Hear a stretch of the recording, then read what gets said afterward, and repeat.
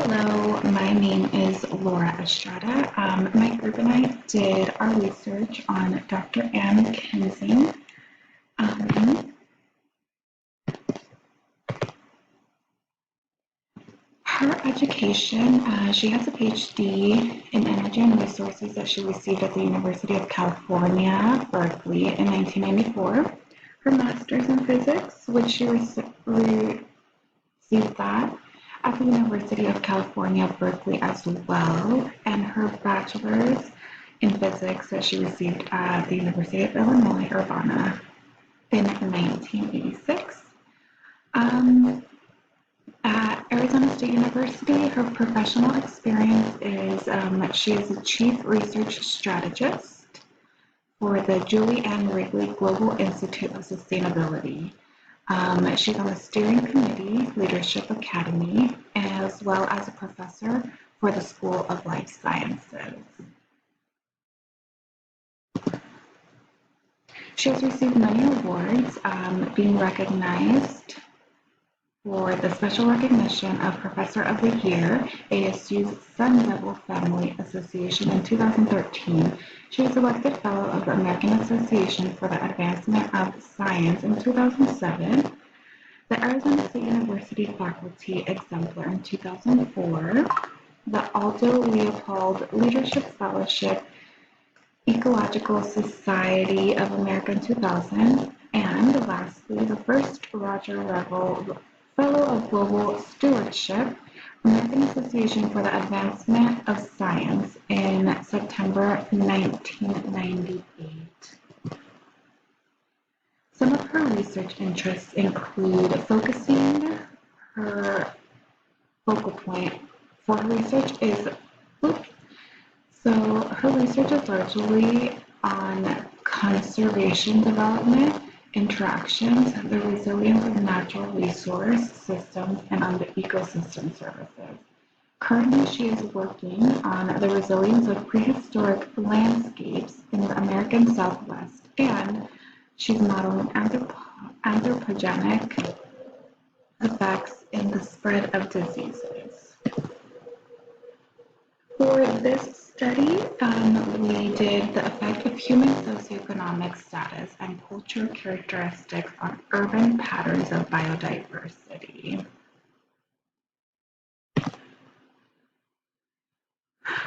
Our casual question is, what implications do neighborhood socioeconomic and cultural status have in structuring urban biodiversity patterns? Our hypothesis is incorporating a socioeconomic gradient may not only improve predictive ability, but also alter our perceptions of human-environment interactions, as we acknowledge that the preferences and desires of people in the landscape matter. There were 4 biodiversity patterns expected to differ in the sensitivity to socioeconomic and cultural characteristics.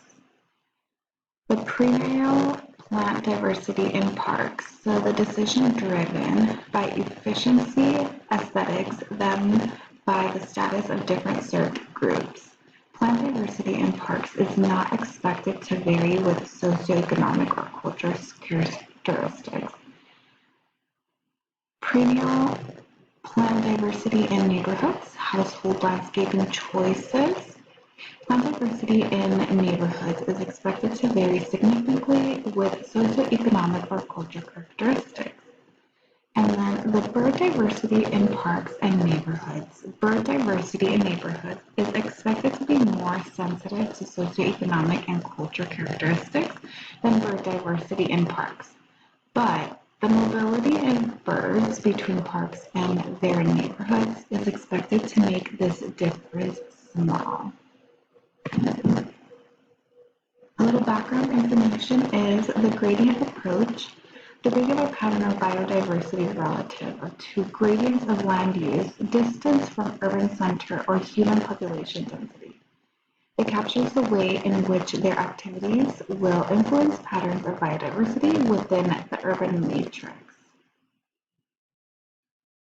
So more people will live in cities than in rural environments, and the daily interactions with nature for most people will come from their yards, streets, and neighborhood parks. This improves our understanding of structure of biological communities in and around urban areas. So our objective was to offer a conceptual framework for understanding when we may need to go beyond traditional gradient analysis and include gradients of socioeconomic and cultural characteristics to explain urban patterns of biodiversity, ultimately to promote regional conservation in urbanizing areas.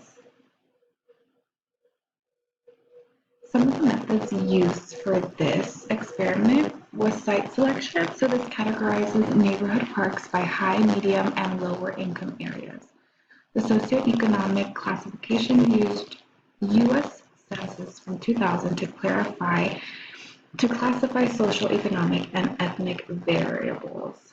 Alien diversity, species richness categorized by seasonal patterns. Perennial plant diversity, determine every perennial plant to the finest taxonomy level conceivable, measuring influences of neighborhood statuses. This tested the adequacy of traditional gradient resolutions to analyze patterns of urban biodiversity. These were the results. It measures species generic richness versus median neighborhood for various factors. Here's a little more, an analysis of measures of species richness versus median neighborhood income for various factors as well.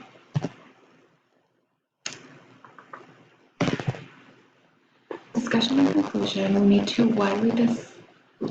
we need for widely tested results to ensure better accuracy. Neighborhood socioeconomic and cultural status plays a role in structuring urban and biodiversity patterns. Independent effects of population density, distance from urban city, and median year structure built. Lower socioeconomic status results in less exposure to diverse plants and birds in communities. This raises a concern because of the quality of life is at stake when lower socioeconomic status should be exposed to nature as the rich can afford to travel and explore such amenities. Thank you.